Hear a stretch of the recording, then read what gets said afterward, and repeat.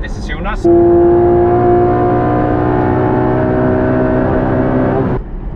I've just spent the first few days with the GT4 on the Nordschleife.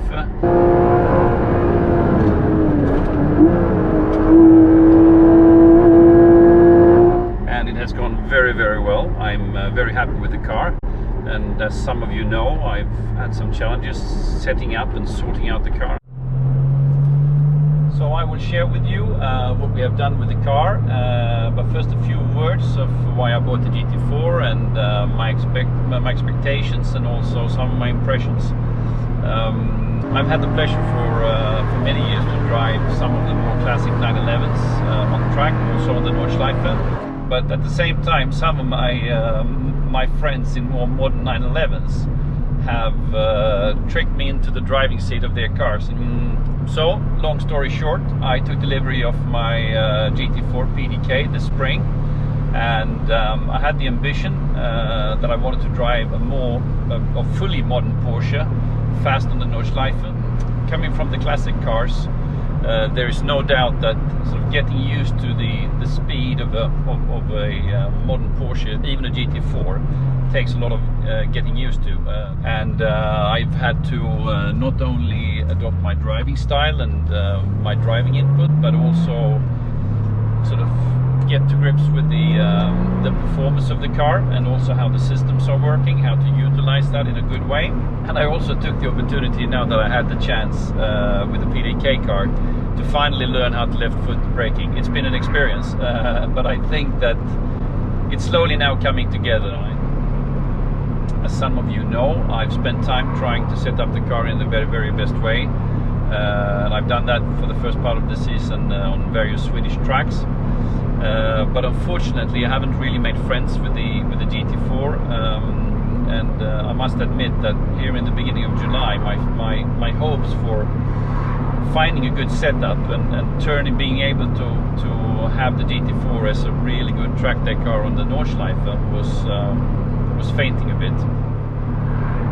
And the main problem has been understeer, especially coming out of any corner, really, both fast and slow ones, where you go from the apex to the exit, where you can't really go on the throttle because there's an understeer tendency, almost like a washout, which means that you have to wait and wait and wait. And that means that you cannot keep up with any of the cars that you should be able to keep up with. And at the end of the day, we really concluded that the wheel alignment input we got from a third party could not be correct. We were fiddling around with all different things of the setup of the car, and so we actually decided to, in the beginning here of July, to start all over again and start from the beginning. And thanks to a lot of efforts and input from Eric and Paul at GRZ Suspension, Christian Eik at Manthey, and also Porsche Center in Malmo, for really good advice on the setup for the suspension and also wheel alignment. Finally, André Hammer put everything together on the car, practically setting it all up. We run today a great GRZ suspension together with the Manthey rear toe kit to allow much more camber in the rear axle. And we have a wheel alignment in accordance with the input that we got from Manthey, and also based on their experience on how to set up a decent GT4 on the Nordschleife. Not surprisingly, the GT4 is not a GT3 RS, and as such it lacks the downforce and the aero of the RS, and I think also of the normal GT3. This makes the car an interesting and engaging piece of equipment, especially at high speeds, and I think that we will try to see what we can do to adjust the rear wing and also the flaps in the front, from what I understand. So we will also work a little bit on the setup to add a tad of more front end grip. Would be good for turning in the fast sections like Flugplatz, but at the same time I don't want to upset the fantastic grip that I think we have today on the rear axle. It's very, very predictable, and the car is really hanging in when you're pushing it in the fast corners like Lauda Ling. So all in all, after a few days on the Nordschleife, getting used to the car and the new setup, I must say that the GT4 really performs the way I had hoped for on the Nordschleife. In the right hands, the GT4 certainly have the ability to surprise a couple of GT3 and even RS owners, unless they use their cars in a proper way.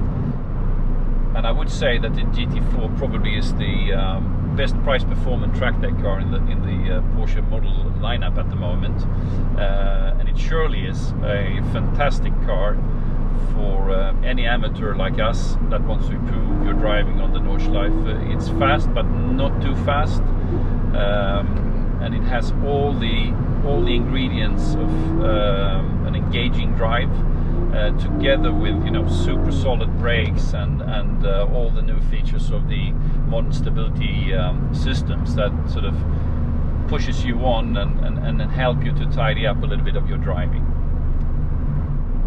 And if you really want to promote your driving skills at the Nordschleife, I would suggest that you have a look at the GT4, and if not, you just, as always, buy any car you like.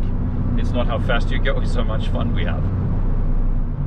So, hope to see you at the Nordschleife, and if you have the time, here's a lap with a decent pace around the Nordschleife. See you later.